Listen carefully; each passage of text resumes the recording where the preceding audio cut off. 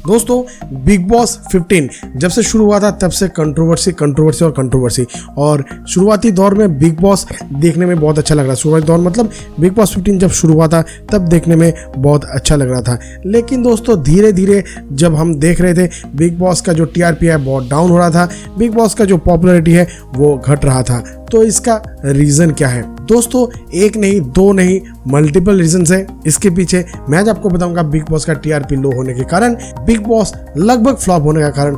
इसके लिए आपको जुड़ना होगा रहस्य लैब में ताकि मैं आपको सब कुछ बता सकूं। दोस्तों बिग बॉस जब से शुरू हुआ है तब से बिग बॉस ऑलरेडी अपना कंपटीशन के साथ कम्पीट कर रहा है। जी हाँ दोस्तों, बिग बॉस का जो टाइम था वो था प्राइम टाइम, जो कि सिर्फ वीकेंड के बाद में मिलता था और नॉर्मल डेज पे 10:30 बजे से। अभी क्या होता है, अभी लेट नाइट पे बिग बॉस देखना एक तो दिक्कत भरी बात हो जाता है बहुत सारे लोगों को। वो तो एक बात है, हाँ छोड़ दीजिए आप, क्योंकि वो तो हर सीजन में होता है। लेकिन इस सीजन में वो जो प्राइम टाइम था या फिर उस समय आईसीसी T20 वर्ल्ड कप जो क्रिकेट का हो रहा था, उसके लिए बहुत सारे ऑडियंस T20 वर्ल्ड कप देखना पसंद कर रहे थे। तो इसके चक्कर में बिग बॉस का जो टीआरपी है या फिर ऑडियंस है वो थोड़ा डाउन हो गया था। तो इसके बाद अगर आप दूसरे नंबर की बात करें तो बिग बॉस पूरे इंडिया में चलता है, पूरे इंडिया भर के दर्शक बिग बॉस देखते हैं, सभी स्टेट का दर्शक मिलकर ये बिग बॉस देखते हैं। लेकिन दोस्तों बिग बॉस 15 जब से शुरू हुआ है तब से बिग बॉस मराठी 3 चल रहा है और साथ में big boss Tamil 5th season चल रहा है। तो इसके चक्कर में क्या हुआ है,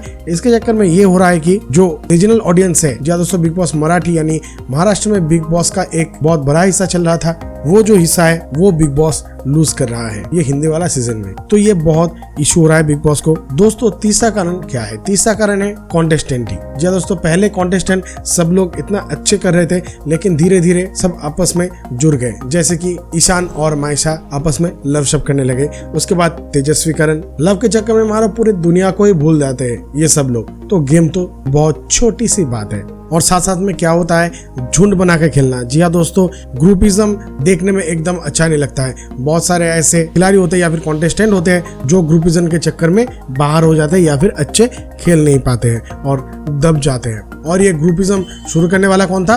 बिग बॉस खुद ही, क्योंकि वो जंगल वाले और ओटीटी वाले मतलब नॉर्मल घर वाले तब ऐसा जब चल रहा था, पहले अच्छा लग रहा था लेकिन बाद में पूरा उलझ गया। उसके बाद एक हो गया, फिर वीआईपी नॉन वीआईपी, वो अभी भी चल रहा है। तो कुछ हद तक बिग बॉस भी इसके जिम्मेदार है। दोस्तों इसके बाद जो आता है पॉइंट वो है नॉमिनेशन। जी हाँ दोस्तों, हर बार नॉमिनेशन जैसा होता था, नॉर्मल नॉमिनेशन बंद कमरे में यानी कॉन्फ्रेंस रूम में, वैसा नॉमिनेशन सिर्फ एक बार ही हुआ है इस बार। लोग चाहते हैं कंट्रोवर्सी, लोग चाहते हैं ऐसा नॉमिनेशन हो कि ताबड़तोड़ हो जाए और हर बार इस बार ओपन नॉमिनेशन हो रहा है, सब दिख रहा है, वो दिखने में एकदम अच्छा नहीं लग रहा है। और ओपन नॉमिनेशन में जो नॉमिनेशन होता है वो नॉमिनेशन 100% सही नहीं रहता है। मतलब एक बंदे के सामने उसके खिलाफ कैसे कोई कहे वो अगर दोस्त हो, और ये अगर बंद कमरे में होता तो देखा जाता तो दोस्ती गए बाहर में। और नेक्स्ट पॉइंट पे अगर बात करूं तो होगा, हाल ही में आया है पुराने कॉन्टेस्टेंट। ये हर बार का चक्कर है, बिग बॉस क्यों पुराने खिलाड़ी को लाते हैं? मतलब देखने में एकदम ही अच्छा नहीं लगता है। और इसको लेकर सोशल मीडिया में बहुत बार बैश भी किया है बिग बॉस वाले को